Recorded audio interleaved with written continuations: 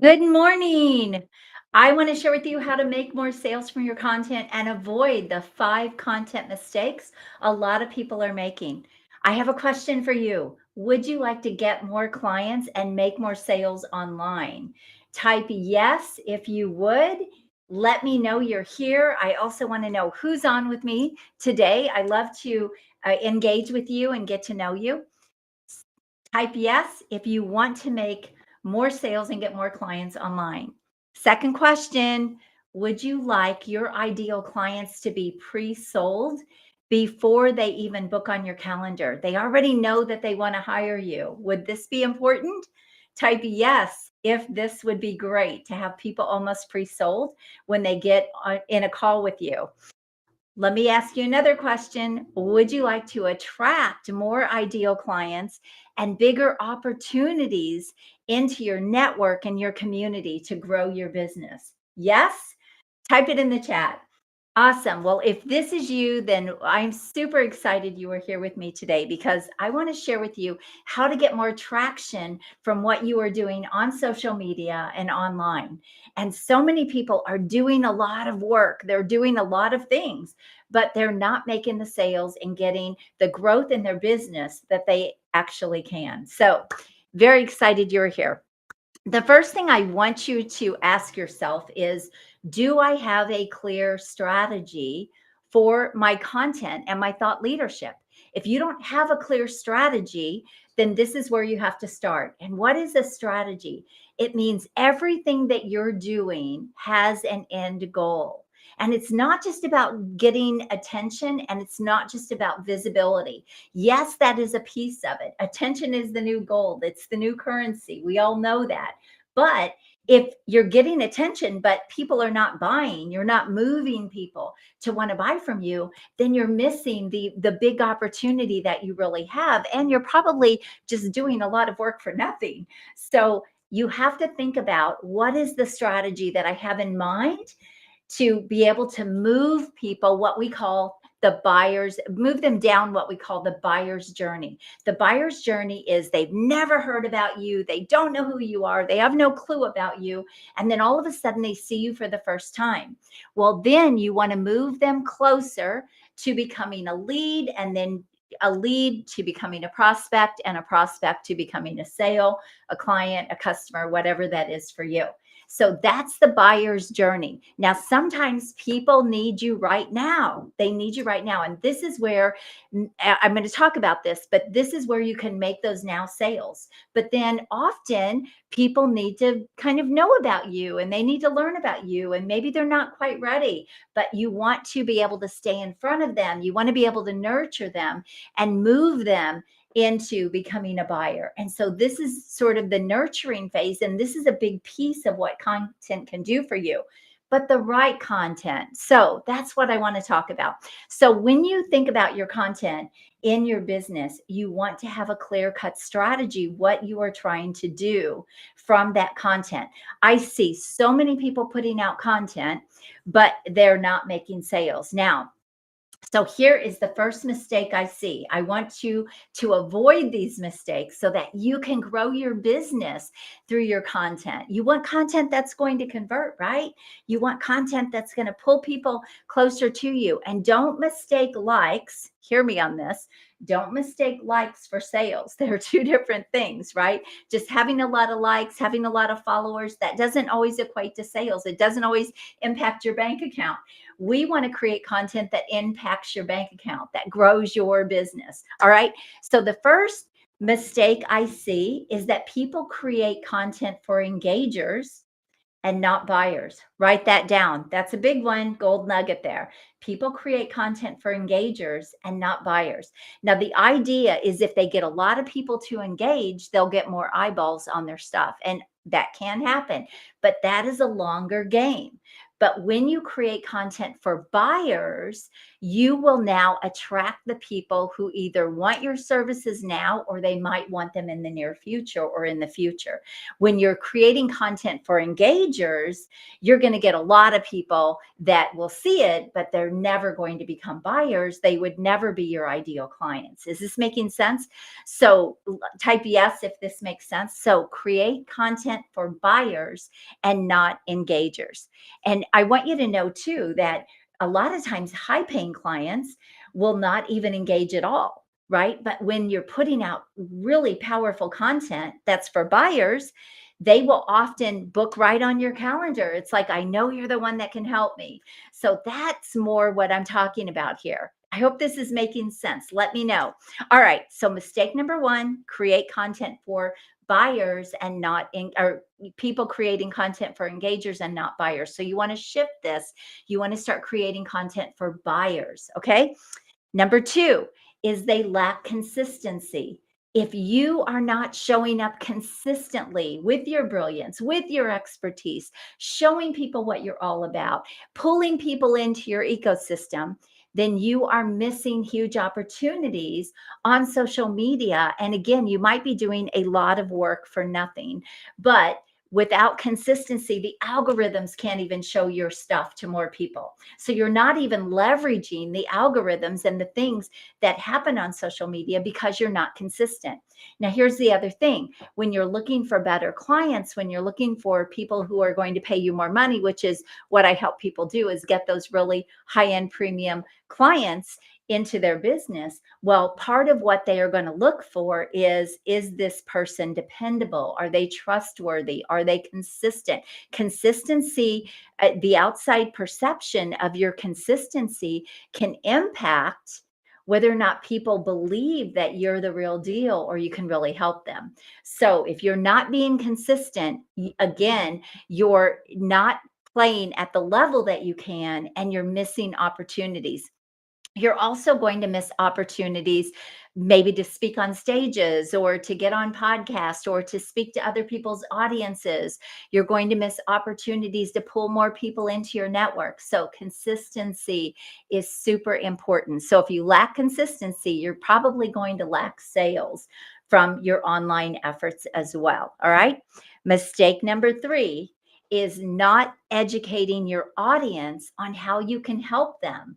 Oh my goodness, I see so many people putting out content that's memes and quotes, or they're sharing other people's stuff. Nothing wrong with those things, or they're putting out too much personal information. This is also can go back to mistake number one, creating content for engagers and not buyers. So they're putting out all this stuff, but it's not educating people on what they can even buy. There have been a lot of people that have been in my network for years, and I still don't know what I can buy from them. Yet they're super active on social media. They share their life, they share all this stuff, and yet they are in business, but I don't know what I could buy. And so if you are doing this, you're missing huge opportunity to make a lot of sales online. So if you don't educate your audience, if they can't see how they can work with you, if they can't see what your brilliance is and what your expertise is, if they can't really see everything that you do and about you, then how can they really know they could work with you, right? So you've got to make sure you educate people. I'm actually doing it with you right now. Content, showing up big, leveling up your business to get premium clients, to scale your business to $500,000, $1 million, or even beyond. That is what I am known for. And content is a big piece of that. It's not all of everything that I do. I'm not just a content coach. It's a piece of the marketing that we put in place with my clients so that they can attract the right people. And even when people come across them for the first time, they have built up their thought leadership, they've built up their credibility. And so people can clearly see that they're the real deal, that they know what they're doing. All of this is what I'm talking about. This is all building the know, like, and trust. It's pre-selling. When you educate your audience, you are basically pre-selling them on your services. So it's super, super important that you are doing this. And so you've got to educate people. If you go to my YouTube channel, for example, or even if you check any of my social media profiles, you're going to see a lot of live streams. You're going to see a lot of podcasts. You're going to see a lot of content where I am always educating, I'm teaching, I'm sharing my expertise with people. And this is why when people often book on my calendar, they already know what they would be buying. They just want to talk to me about, okay, what are my options here? How can I work with you? This is powerful content. It's pulling people right into want to do business with you. And so are you doing this? Are you doing this? I would love to hear your thoughts. What do you think about this so far that I'm telling you? Are you seeing maybe some gaps in some of your content marketing? So for a lot of people, there are gaps and missing pieces. It's why their content just isn't getting the traction that it could. So you've got to educate your audience. You've got to let them clearly see how you are brilliant and how they can work with you. All right. Mistake number 4 is not making offers.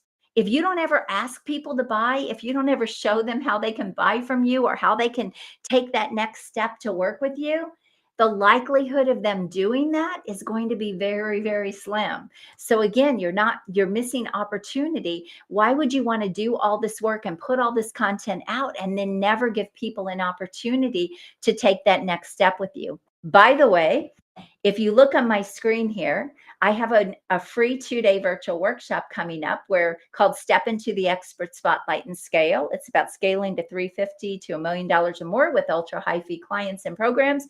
That would be a next step with me if you want to apply to come to that workshop. It's coming up soon. So you can go to expertinyouworkshop.com and apply if you would like to attend that. And there's real value. And we're going to go deeper into some of these things that I'm talking about today, plus so many other things. You can go check out the page and see what it's all about. So I just made an offer to you to take another step with me.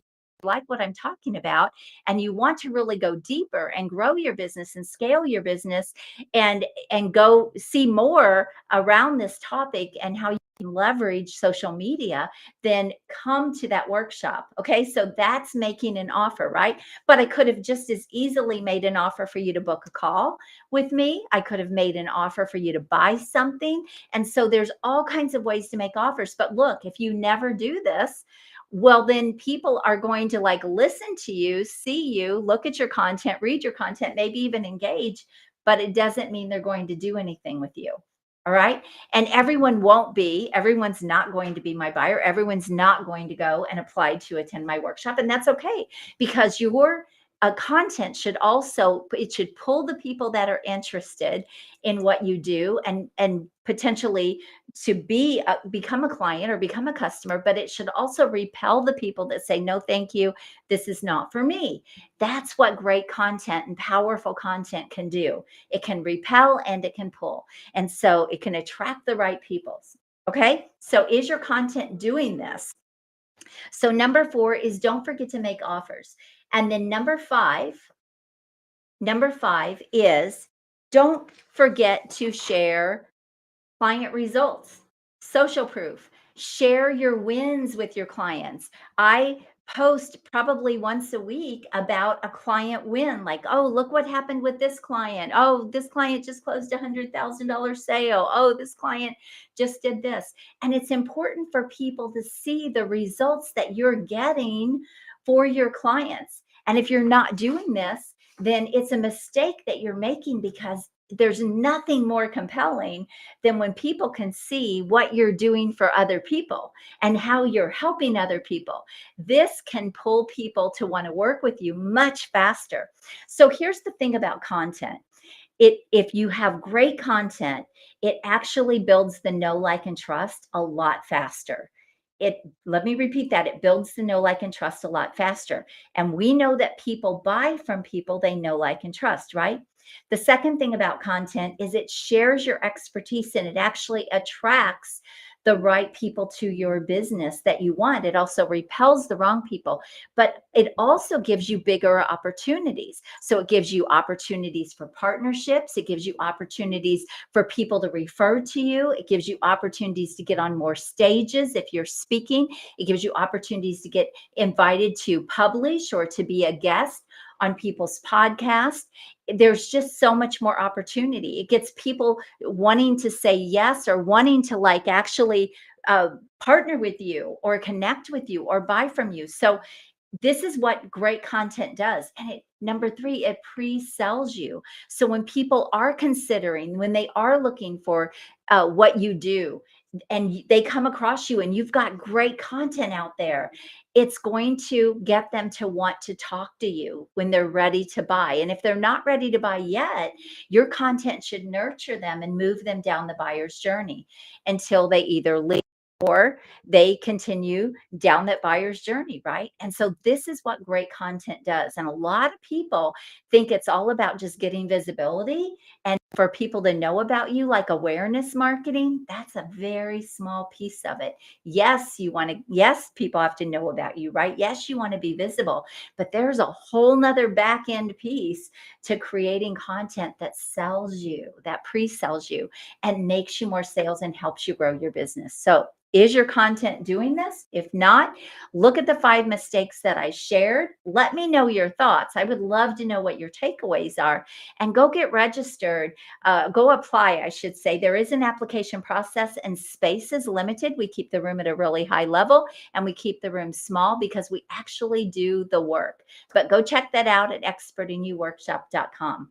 And if you do feel like you have a gap in your marketing and sales process or in your content and you just want some help to fix it, to make more sales, to grow your business, you can always reach out to me or book a call. So I would love to know your thoughts. Thank you so much for being here with me. I'm so honored and grateful. You could be anywhere. And if you're watching the hashtag, or if you're watching the replay, I should say, put a hashtag replay because I love to engage with you and I love to know who is on my live streams because I love to connect. I'm a relationship builder and I want to get to know you and see how I can help you. And even if you're not ready to become a client or you're not ready to buy, I still want to engage with you. I still want to get to know you. And so you're here, so there must be interest. All right. I love you. Have an amazing day. Let me know your thoughts. God bless you. Bye-bye.